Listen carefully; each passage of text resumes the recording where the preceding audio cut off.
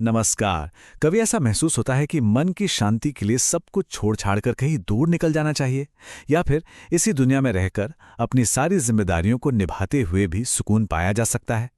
भगवद गीता का 5वां अध्याय कर्म संन्यास योग ठीक इसी दुविधा का जवाब देता है। तो चलिए अर्जुन के इस सवाल के जरिए समझते हैं कि सच्ची शांति का असली रास्ता आखिर है क्या। यही वो सवाल है जो अर्जुन को अंदर ही अंदर परेशान कर रहा है। और देखा जाए तो क्या ये हम सबकी कहानी नहीं है? क्या हमें अपनी नौकरी, परिवार और रोज की भागदौड़ के बीच में रहते हुए सुकून मिल सकता है, या फिर मन की शांति के लिए सच में सब कुछ छोड़ना पड़ता है? हम सब जिंदगी में कभी ना कभी इस चौराहे पर आकर खड़े होते हैं, और यकीन मानिए, गीता का जवाब आपको हैरान कर सकता है। तो अर्जुन की ये उलझन आखिर शुरू कहाँ से हुई? बात यह है कि इससे पहले के अध्यायों में श्री कृष्ण ने ज्ञान की भी तारीफ की और कर्म की भी। अब अर्जुन कंफ्यूज हो गए हैं कि ये दो अलग अलग रास्ते हैं क्या, और अगर हैं तो एक इंसान दोनों पर एक साथ कैसे चल सकता है। उन्हें लग रहा है कि शायद दोनों में से किसी एक को ही चुनना होगा।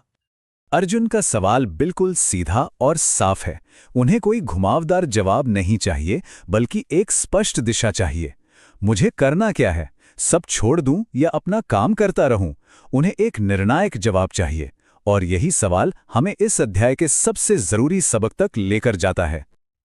और अब श्री कृष्ण का जवाब देखिए, बिल्कुल सीधा, बिना किसी लाग लपेट के। वो कहते हैं कि मंजिल एक ही है, परम शांति यानी मोक्ष। लेकिन उस मंजिल तक पहुंचने के दो रास्ते हैं, और उनमें से एक रास्ता ज्यादा बेहतर और ज्यादा सुरक्षित है। और वो रास्ता कर्मों को छोड़ने का नहीं, बल्कि बिना किसी अटैचमेंट के कर्म करने का है, मतलब कर्मयोग। ये जवाब थोड़ा चौंकाता है ना? क्योंकि हमें तो अक्सर यही लगता है कि त्याग ही आध्यात्मिकता की सबसे ऊंची निशानी है। तो फिर कर्मयोग बेहतर क्यों है? श्री कृष्ण के इस जवाब की गहराई में जाने के लिए हमें यह समझना होगा कि गीता के हिसाब से त्याग या संन्यास का असली मतलब है क्या। और यहीं पर बाहरी त्याग और भीतरी त्याग का जो फर्क है, वो सामने आता है, जो इस पूरे अध्याय का सार है। ये स्लाइड सब कुछ एकदम साफ कर देती है।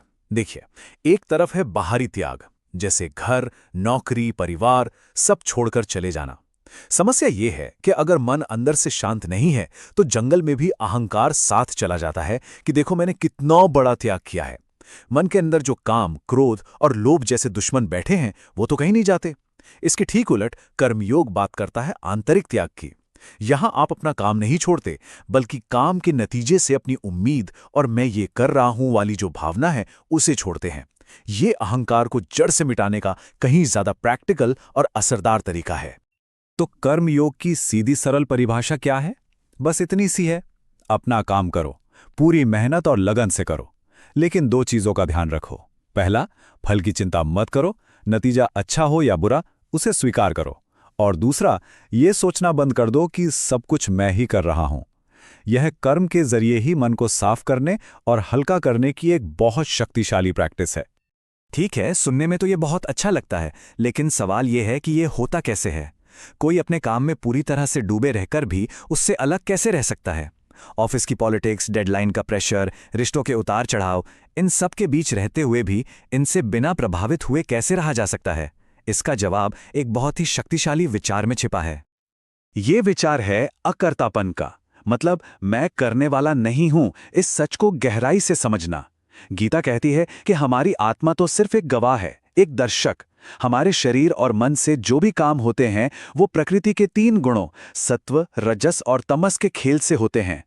तो इसका हमारी रोजमर्रा की जिंदगी में क्या मतलब हुआ?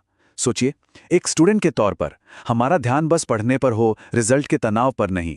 एक प्रोफेशनल के तौर पर हम अपना बेस्ट दें, लेकिन प्रमोशन या तारीफ की चिंता में ना घुलें। एक आर्टिस्ट के तौर पर हम बस बनाने की प्रक्रिया का आनंद लें, इस बात की परवाह किए बिना कि दुनिया उसे पसंद करेगी या नहीं।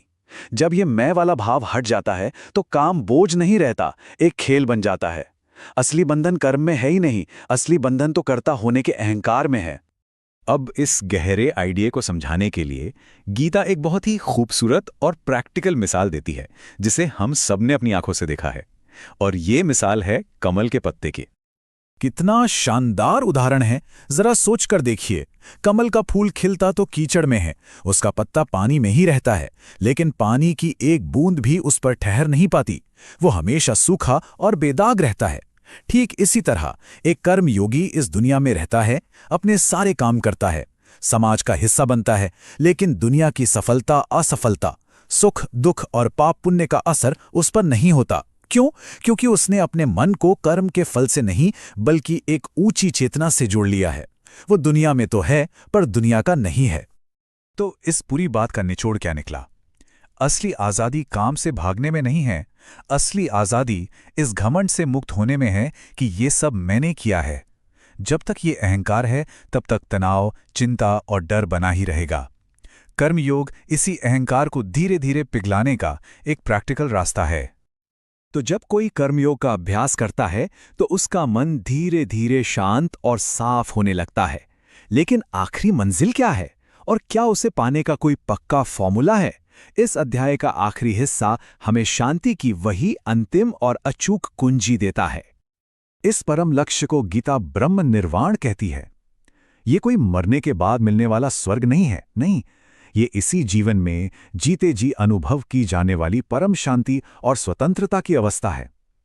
ये उन लोगों को मिलती है जो अपनी इच्छाओं और गुस्से के गुलाम नहीं रहते, जिनका मन उनके काबू में होता है और जो अपनी असली पहचान को जान लेते हैं। और अध्याय के बिल्कुल आखिर में श्री कृष्ण एक बहुत ही सीधा और शक्तिशाली शांति सूत्र देते हैं। ये एक ऐसा नजरिया है जिसे अगर कोई अपने जीवन में उतार ले तो उसे तुरंत शांति का अनुभव होने लगता है। ये 3 हिस्सों वाला ज्ञान हमारे अहंकार को पूरी तरह से मिटा देता है। सोचकर देखिए, जब हम ये जान लेते हैं कि हमारी हर मेहनत का, हर अच्छे काम का असली हकदार ईश्वर है, तो सफलता का घमंड कहाँ बचेगा? जब हम ये समझ लेते हैं कि इस पूरी दुनिया का मालिक वो है, तो हर चीज को कंट्रोल करने की चिंता कहाँ रहेगी? और सबसे बड़ी बात, जब हम ये महसूस कर लेते हैं कि वो ईश्वर हर जीव का, हमारा भी सबसे सच्चा और निस्वार्थ दोस्त है, तो अकेलेपन का एहसास कहाँ रह जाएगा? ये ज्ञान हमारे कंधों से मैं का सारा बोझ उतार देता है, और जैसे ही ये बोझ उतरता है, परम शांति अपने आप प्रकट हो जाती है। और हम आपको इसी गहरे सवाल के साथ छोड़े जाते हैं। ये सुनने में एक विरोधाभास लगता है ना? लेकिन इसका जवाब ही गीता के 5वें अध्याय का सार है। कर्म खुद में कोई बंधन नहीं है, कर्म के पीछे की नीयत और अहंकार बंधन है। जब वही कर्म बिना किसी उम्मीद के, मैं के भाव से मुक्त होकर और ईश्वर को समर्पित करके किया जाता है, तो वही कर्म आज़ादी का रास्ता बन जाता है। गीता हमें सिखाती है कि भागने में आज़ादी नहीं है, असली आज़ादी तो अपने काम को एक नए नजरिए से करने में है। शांति कहीं बाहर नहीं, हमारे कर्म करने के तरीके में ही छिपी है।